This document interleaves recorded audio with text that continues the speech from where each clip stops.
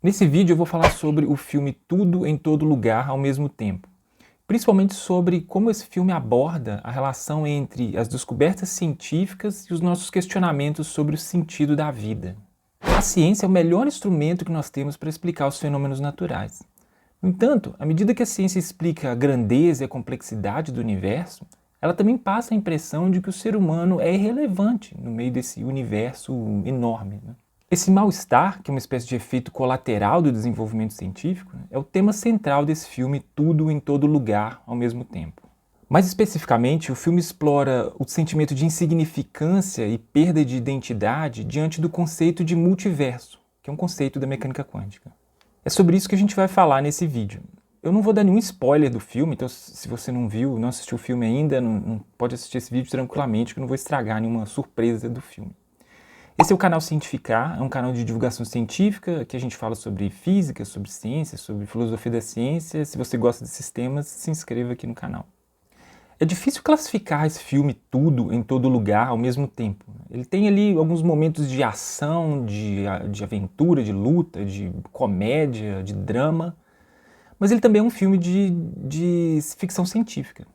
A história toda é baseada na ideia de multiverso, né, de que existem mundos paralelos. Então, em cada um desses mundos paralelos, existe uma versão diferente ali dos personagens principais. Então, por exemplo, a personagem principal, em um mundo ela é um comerciante, ela tem um comércio local, em outro ela é uma artista famosa, em outro mundo ela é uma líder de um movimento importante. Então, o multiverso, né, essa ideia de que existem vários mundos paralelos, é um conceito que está associado a uma interpretação da mecânica quântica. Como eu já falei em outros vídeos, né, a mecânica quântica é uma teoria que tem várias interpretações. Isso porque ela tem algumas propriedades exóticas. Uma dessas propriedades exóticas é um negócio que a gente chama de superposição quântica. Bom, para falar de superposição quântica, vamos considerar o seguinte exemplo. Um objeto quântico tipo um elétron, se ele está numa posição a gente vai associar um estado a essa situação, elétron na posição A. Se o elétron estiver numa outra posição, na posição B, a gente vai associar a essa situação um outro estado. Então tem o estado do elétron na posição A, estado do elétron na posição B. Acontece que na mecânica quântica é possível também existir um estado que é a combinação desses dois estados. É a combinação do estado posição A mais posição B. Esse é um estado de superposição quântica. Mas o que isso significa? Significa que o elétron está na posição A e B ao mesmo tempo? Não, isso não tem sentido. Bom, é difícil interpretar o estado de superposição quântica. Por isso, vários físicos elaboraram diferentes interpretações para esse estado. Uma dessas interpretações é a interpretação que a gente chama de interpretação de muitos mundos. Ela foi criada pelo físico americano chamado Everett. E o conceito de multiverso, né, ele é usado nessa interpretação de muitos mundos.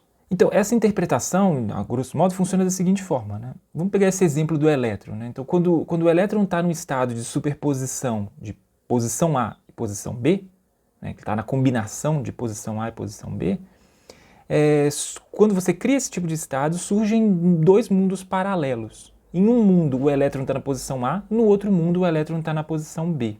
Então, segundo essa interpretação, uma superposição quântica, tipo essa do elétron, acaba gerando uma bifurcação no mundo, né? Uma ramificação, dois universos paralelos.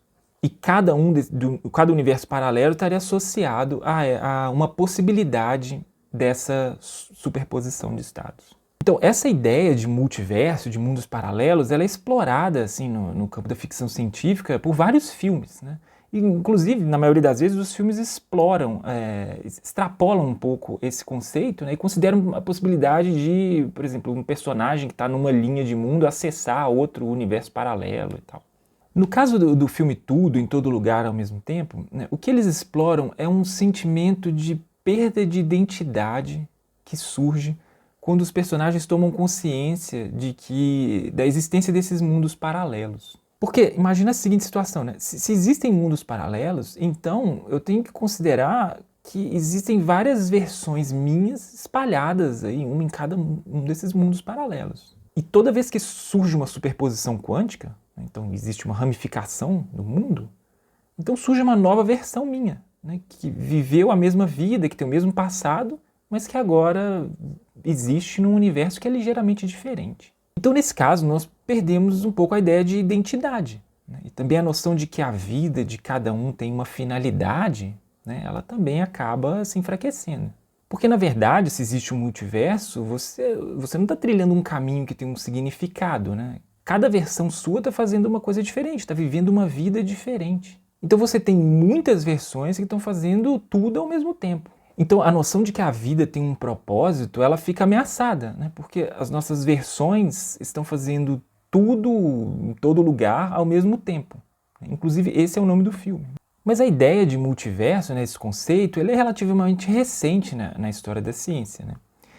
Esse mal-estar, essa sensação de que nós temos um papel insignificante no universo, ele é bem anterior ao desenvolvimento dessa interpretação da mecânica quântica. Por exemplo, a ideia de que o planeta Terra não é o centro do universo já provoca uma sensação de insignificância no ser humano. Considerar que nós somos seres que habitamos um planeta qualquer, que gira em torno de uma estrela qualquer, que está no meio de uma galáxia, que existem outras bilhões e bilhões de galáxias, né? Isso dá uma certa sensação de insignificância no meio de um universo gigantesco. Parece que o funcionamento do universo é completamente independente de nós, né? A gente não tem um papel essencial, então, na existência.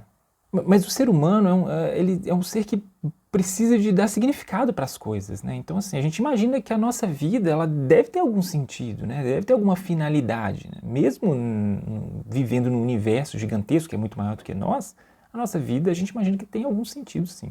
Bom, pelo menos a gente se incomoda com essa questão, né? E como que a ciência, qual que é a resposta da ciência para esse tipo de questionamento, né, sobre o sentido da vida? A ciência simplesmente não aborda isso. Ela ignora essa questão. A ciência não trabalha com a ideia de finalidade ou sentido da existência, né? Ela quer entender os mecanismos de funcionamento do mundo e não a finalidade das coisas. Isso que hoje nós chamamos de ciência, né, esse instrumento que nos permite explicar os fenômenos naturais, surgiu ali num período chamado de Revolução Científica, né, que aconteceu no século XVII. Né?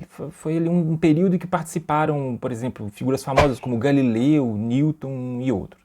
Uma característica importante da ciência moderna, né, que é essa ciência que surge com Galileu, com Newton, é que ela não se preocupa em explicar a finalidade dos fenômenos naturais. Ela pretende explicar como que as coisas acontecem, né, e não por que as coisas acontecem.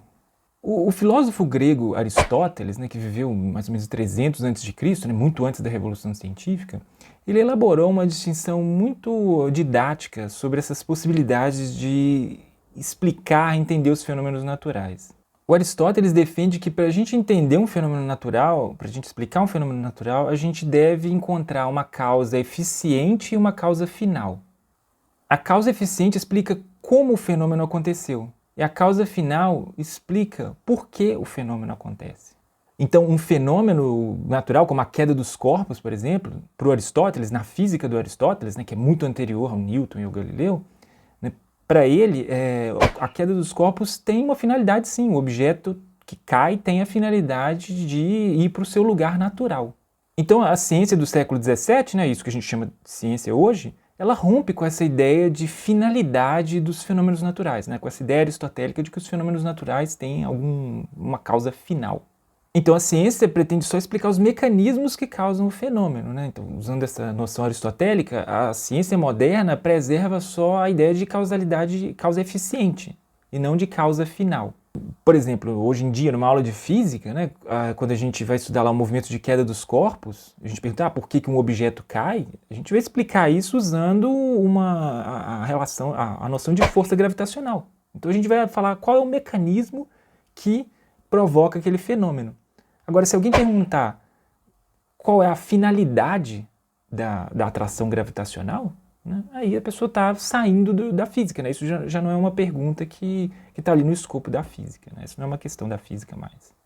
Então, essa característica metodológica, né, da ciência, de explicar só os mecanismos que provocam um fenômeno natural, ela acaba provocando esse mal-estar, ela acaba criando esse mal-estar que é abordado ali no filme. Então, se a melhor explicação que nós temos, né, para os fenômenos naturais, que é a ciência, se ela ignora completamente essas questões de finalidade, de sentido da vida, então parece que essas questões realmente não são relevantes para o funcionamento do mundo, né?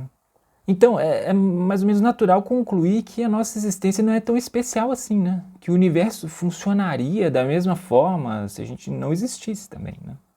E esse filme ele trata isso de uma forma muito interessante, assim, ele aborda esses questionamentos, né, sobre o sentido da vida, o sentido da existência, né, e o conflito disso com as teorias científicas, né? Parece que quanto mais a ciência se desenvolve, mais a gente se sente insignificante. Então esse conflito é tratado de uma forma muito interessante no filme. Assim, se você ainda não viu, eu recomendo, assim, o filme é bem legal. Se você já viu o filme, deixa aqui nos comentários suas impressões e fala se você concorda ou não com essa interpretação.